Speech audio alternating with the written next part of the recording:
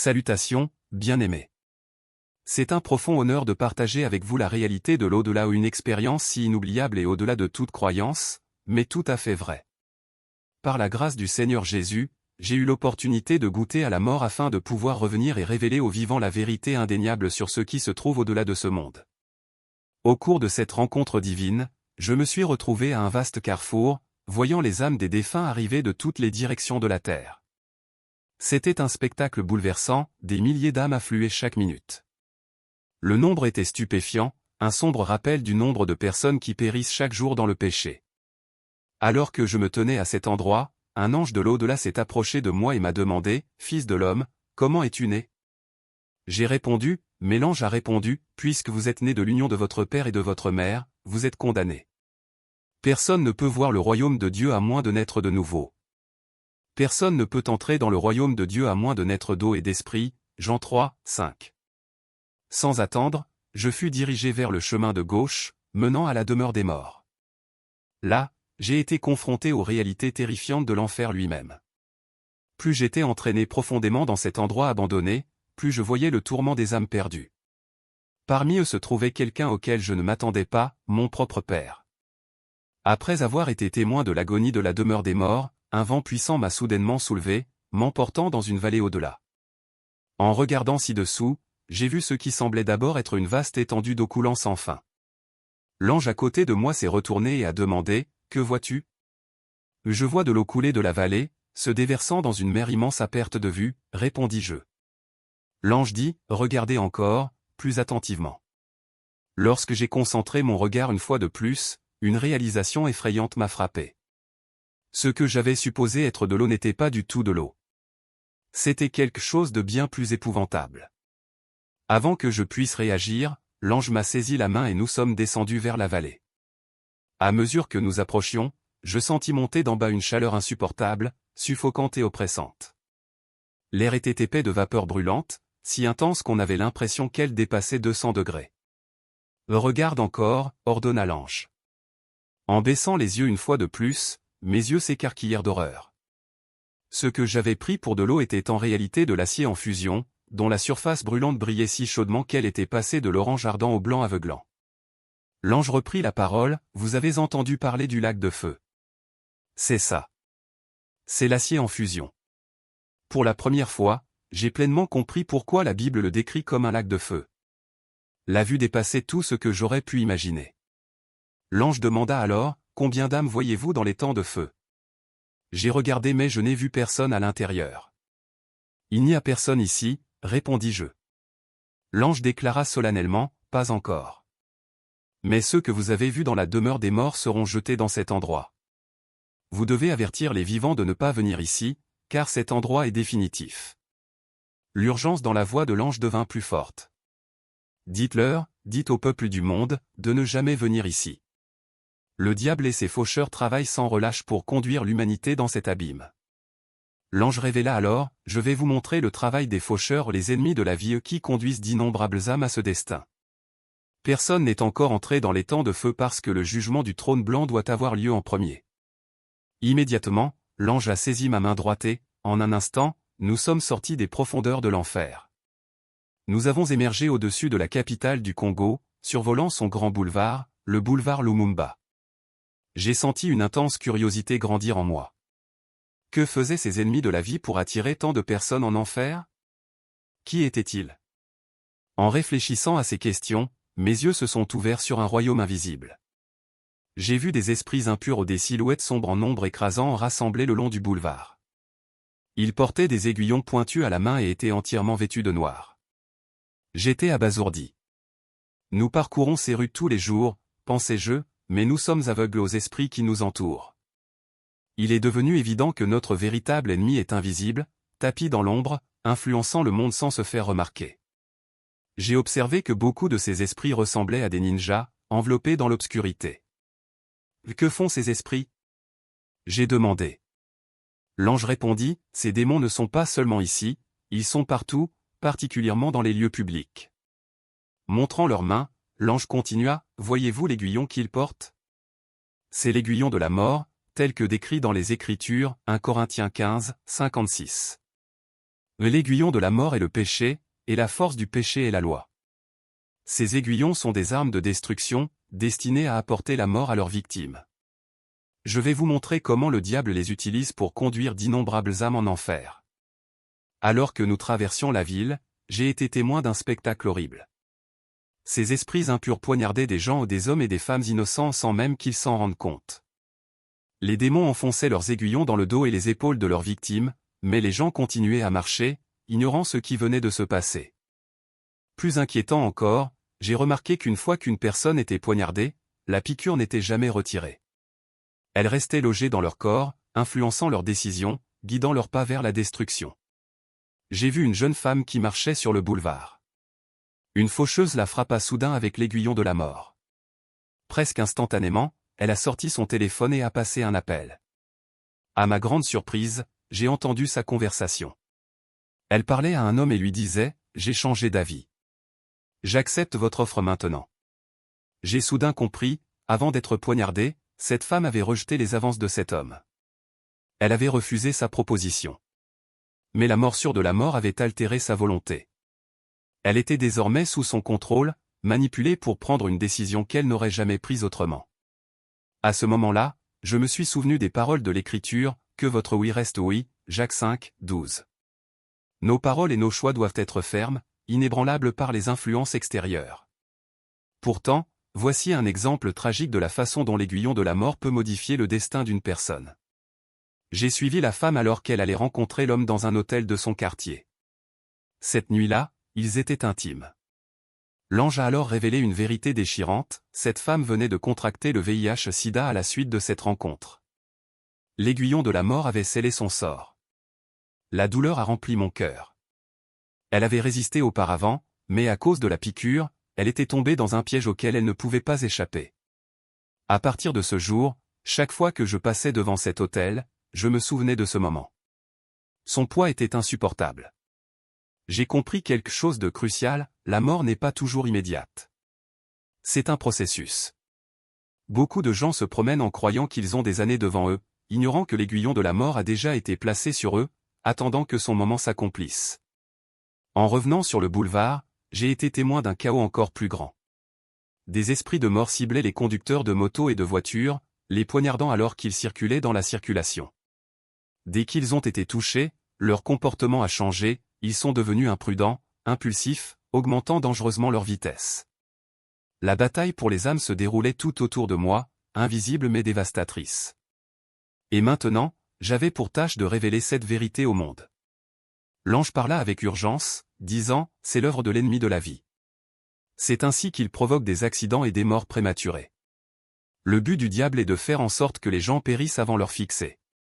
Mourir avant leur signifie quitter ce monde sans avoir accepté le Seigneur Jésus-Christ comme sauveur et rédempteur. » J'ai été profondément troublé par cette révélation parce que j'avais toujours cru que le diable ciblait uniquement le peuple de Dieu. Cependant, j'ai compris que même les incroyants sont la proie de ces stratagèmes. Pour ceux qui ne connaissent pas encore Christ, l'objectif du diable est de s'assurer qu'ils meurent dans leur péché avant de pouvoir recevoir le salut. En Jésus, il y a une protection divine, mais en dehors de lui, les gens restent vulnérables aux attaques de l'ennemi. Les démons, les ennemis jurés de l'humanité, poursuivent sans relâche les âmes. Leur mission est d'empêcher les gens d'accéder à la gloire du ciel. Ils orchestrent des circonstances qui conduisent les individus à mourir dans le péché afin qu'ils puissent partager leur tourment éternel dans les temps de feu. Chaque fois qu'une personne est affligée par l'aiguillon de la mort, elle peut être poussée à un comportement imprudent, à la violence, à la débauche ou à d'autres actions destructrices. Sous cette influence, ils agissent comme s'ils avaient perdu le contrôle, ignorant qu'une force invisible les manipule vers leur disparition. Beaucoup ne réalisent pas qu'ils ont été frappés par cette piqûre mortelle. Ce n'est qu'après leur disparition que le démon responsable de leur chute vient récupérer son aiguillon. Deux événements importants ont lieu lors d'un enterrement. Tout d'abord, le faucheur de la mort arrive pour récupérer l'aiguillon du défunt et se prépare à l'utiliser à nouveau. Deuxièmement, une nouvelle cible est choisie parmi les personnes en deuil. Toute personne assistant aux funérailles peut devenir la prochaine victime, alors que les faucheurs ennemis de la vie cherchent de nouvelles âmes à revendiquer. Je me souviens d'un incident au cours duquel un voisin est décédé et j'ai assisté aux funérailles pour présenter mes condoléances. J'ignorais que l'esprit de la mort était présent, extrayant son aiguillon du défunt et cherchant une nouvelle victime. Cette nuit-là, après être rentré chez moi et m'être endormi, j'ai été soudainement réveillé par la voix du Seigneur. Il a crié, « Moïse, réveille-toi. Tu es attaqué. » En me levant de mon lit, j'ai réalisé que c'était mon esprit qui s'était levé, et non mon corps physique. Ce que j'ai vu ensuite m'a profondément secoué, la femme décédée et dont le corps gisait dans le cercueil lors des funérailles se tenait maintenant dans mon enceinte. Mais elle n'était pas seule, elle était venue avec des démons. Ces démons avaient amené son âme avec eux, dans le but qu'elle me poignarde avec l'aiguillon de la mort et entre dans mon corps. Leur objectif était de répéter les circonstances de sa mort dans ma vie. J'ai observé que ma voisine décédée était vêtue de rouge lorsqu'elle est apparue dans ma chambre. Les démons qui la contrôlaient lui ordonnèrent de retirer ses vêtements, un acte effrayant qui révéla leur domination sur son âme. J'ai réalisé qu'en ces derniers jours, l'ennemi utilise les esprits des morts à ses sinistres desseins. C'était un mystère terrifiant à voir. Son corps sans vie est resté dans le cercueil, et pourtant elle était là, parlant et bougeant dans ma chambre. Il m'est apparu clairement que les mauvais esprits peuvent se faire passer pour des morts, imitant leur voix et leurs apparences pour tromper les vivants. Au-delà de cela, j'ai également appris que les faucheurs de démons peuvent contraindre les âmes des défunts à attaquer les vivants, les forçant ainsi à réaliser leurs plans diaboliques. Cette vérité s'aligne avec l'avertissement de Lévitique 19, 31, « Ne vous souciez pas de ceux qui ont des esprits familiers, et ne cherchez pas non plus les sorciers pour qu'ils soient souillés par eux, je suis l'Éternel, votre Dieu. » Alors que ces forces m'entouraient, le Seigneur est intervenu, me soulevant dans les airs et me propulsant à une vitesse incroyable. J'ai regardé en arrière et j'ai vu les démons me poursuivre, mais alors que nous montions plus haut et plus vite, ils ont finalement abandonné la poursuite. Pendant ce temps, la défunte femme est retournée dans ma chambre pour récupérer ses vêtements avant qu'elle et les démons ne retournent aux funérailles, à la recherche de leur prochaine victime. Lorsque je me suis réveillé de cette expérience, je me suis rappelé les paroles de Jésus dans Luc 9, 60, « Laissons les morts enterrer leurs morts. » Ce verset a pris pour moi un nouveau sens. Il est devenu clair que nous ne sommes pas censés assister à tous les enterrements, notamment ceux des incroyants. Si le défunt était tombé à cause de l'aiguillon de la mort, le démon faucheur revenait pour extraire son aiguillon et trouver une autre victime parmi les personnes en deuil. Ensuite, l'ange du Seigneur m'a emmené à la morgue pour en révéler davantage sur les opérations de ces faucheurs de démons. En entrant, j'ai vu d'innombrables corps étendus sur des étagères. Mais ce qui m'a le plus frappé, c'est que les âmes des défunts traînaient à côté de leur corps.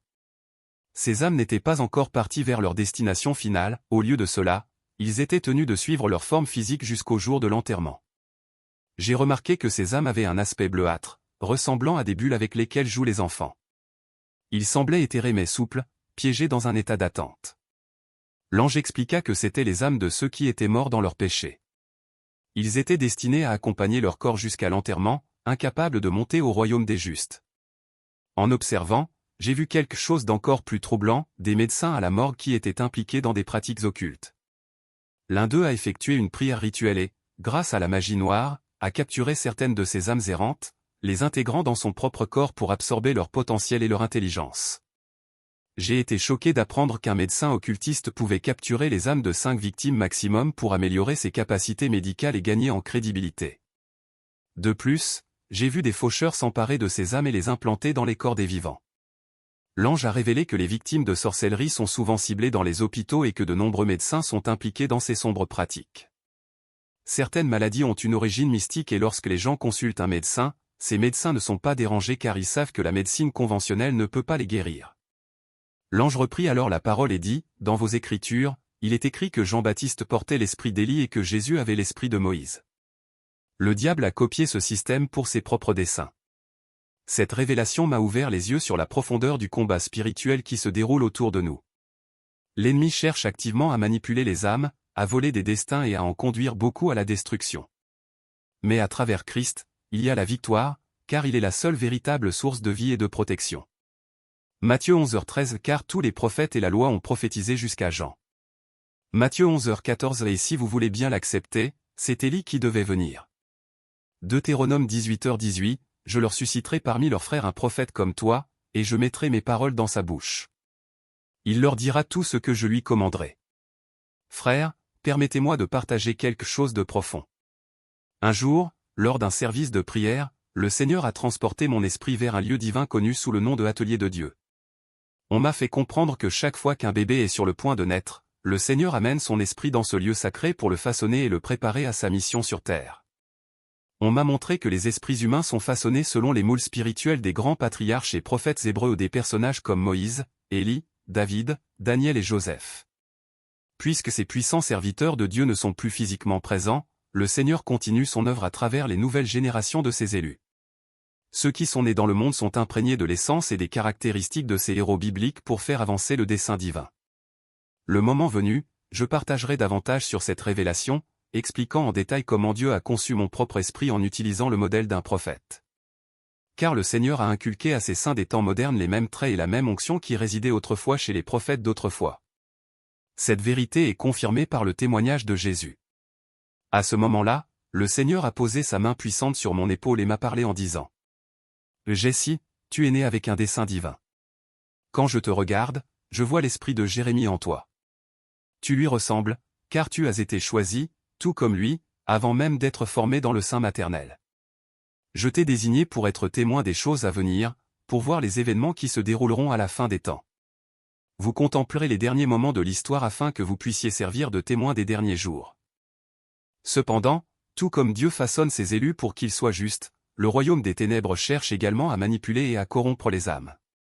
Les forces de Satan capturent les esprits de ceux qui ont vécu dans le péché comme les fornicateurs, les meurtriers et les sorciers et tentent d'insérer ces esprits dans le corps de personnes innocentes.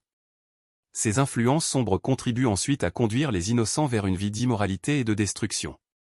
Les âmes des méchants sont précieuses pour l'ennemi, c'est pourquoi ils ont même tenté d'envoyer l'esprit d'une femme décédée pour me posséder. Alors, l'ange du Seigneur m'a pris la main, et en un instant, nous avons voyagé à grande vitesse vers Égypte ancienne. Nous sommes arrivés près des imposantes pyramides, où l'ange nous en a montré une en particulier. Sans avoir besoin d'utiliser une entrée, nous avons surnaturellement traversé ces murs et sommes entrés à l'intérieur. L'ange parla et dit : Je vais maintenant vous révéler une vérité cachée sur la mort. Vous devez être témoin de l'organisation de l'ennemi, celui qui fait périr et descendre aux enfers de nombreuses personnes. À l'intérieur de la pyramide, j'ai vu les corps momifiés d'anciens pharaons, parfaitement conservés et épargnés par la pourriture. Leurs corps n'étaient pas retournés à la poussière comme le Seigneur l'avait ordonné dans Genèse 3, 19. Car tu es poussière, et tu retourneras à la poussière. L'ange expliqua. C'est dans ce pays que la nécromancie, la pratique consistant à invoquer les morts, a commencé. Les Égyptiens cherchaient à défier le décret de Dieu en préservant les corps de leurs dirigeants. En empêchant leurs cadavres de retourner à la poussière, ils ont créé un moyen de garder le contact avec leurs esprits. J'ai appris que lorsque ces pharaons mouraient, ils n'étaient pas enterrés seuls. De nombreux serviteurs et esclaves furent enterrés à leur côté, leur corps étant également momifiés. Cela a été fait pour que l'Égypte puisse continuer à communiquer avec ses anciens dirigeants dans le domaine spirituel. Plutôt que de permettre à leurs esprits de partir vers le demeure des morts, ils sont restés piégés sur terre, errant et influençant la terre. Il s'agissait d'un acte calculé de défi à l'ordre naturel de Dieu. L'ange désigna l'un des dirigeants momifiés et dit : Tant que le corps de ce pharaon reste intact, son esprit reste actif dans le monde. C'est pourquoi les nécromanciens ont pu les invoquer et interagir avec eux. La présence de leur corps préservé a permis à leurs esprits de s'attarder au lieu de descendre vers la place qui leur était destinée dans l'au-delà. C'était la raison de la prophétie dans Ésaïe 19h1. Le fardeau de l'Égypte, voici, l'Éternel chevauche une nuée rapide et vient en Égypte. Les idoles de l'Égypte trembleront en sa présence, et le cœur de l'Égypte fondra en elle. Parce que les esprits des pharaons sont restés actifs sur terre pendant des générations, le Seigneur lui-même est descendu pour les capturer et les transporter à la place qui leur revient dans la demeure des morts. Le jugement de Dieu mettrait fin à leur influence persistante. Alors l'ange du Seigneur révéla quelque chose d'encore plus choquant. Les esprits de la mort connus sous le nom de faucheurs de démons avaient poussé la nation américaine à forger une alliance spirituelle avec l'Égypte ancienne. En conséquence, les élites américaines ont placé une pyramide égyptienne sur leur monnaie, le billet d'$1. Les inscriptions latines entourant cette pyramide reliaient également cette alliance à la Vatican, formant une alliance puissante dans le royaume des esprits. L'ange dit : Il s'agit d'une ancienne forme de magie appelée Atrasti. Il s'agit d'un sort triangulaire qui lie l'Égypte, le Vatican et l'Amérique dans un pacte secret. J'ai remarqué que le billet d'$1 était vert, et l'ange m'a expliqué. Le vert est la couleur de la séduction. Le mot « dollar » est dérivé du mot « valet ». La présence de la pyramide sur cette monnaie signifie un contrat par lequel l'Amérique a hérité du pouvoir autrefois détenu par l'Égypte ancienne. Alors l'ange demanda. Comprenez-vous pourquoi cette alliance a été conclue? D'un côté, l'Amérique était destinée à devenir une superpuissance mondiale, tout comme l'Égypte l'était autrefois. D'un autre côté, les anciens esprits des pharaons avaient une influence sur l'Amérique. L'ange révéla alors une histoire cachée. Lorsque Pharaon et son armée poursuivirent les Israélites à travers la mer Rouge, ils furent engloutis par les eaux et noyés. Cette perte a rempli Pharaon de rage contre Dieu et son peuple. Après sa mort, son esprit jura de se venger et, à travers les mystères de la momification, il resta actif dans le domaine spirituel, poursuivant sa guerre contre les enfants d'Israël. La guerre du Pharaon ne s'est pas terminée en Égypte, dit l'ange. Grâce à des accords occultes, les esprits de ses dirigeants ont été transportés dans les temps modernes. Lorsque l'élite américaine a conclu son alliance avec l'Égypte ancienne, elle a permis aux esprits des pharaons d'entrer dans leur nation par le biais du billet d'$1, symbolisé par la pyramide et l'œil d'Horus. C'est le guerre spirituelle de Pharaon non seulement contre Israël mais contre l'Église, l'Israël spirituel d'aujourd'hui. Le conflit qui a commencé à la mer Rouge fait toujours rage, alors que ces esprits anciens œuvrent contre ceux qui suivent le Dieu d'Israël. Partout où le billet d'$1 circule, il emporte avec lui l'influence de ces puissances. C'est pourquoi nous devons être vigilants avec l'argent, comprenant qu'il a une signification spirituelle. Même si l'argent en soi n'est pas mauvais, il ne doit jamais devenir le fondement de notre doctrine ou de notre foi. Que la grâce soit avec tous ceux qui ont Jésus-Christ pour maître. Amen.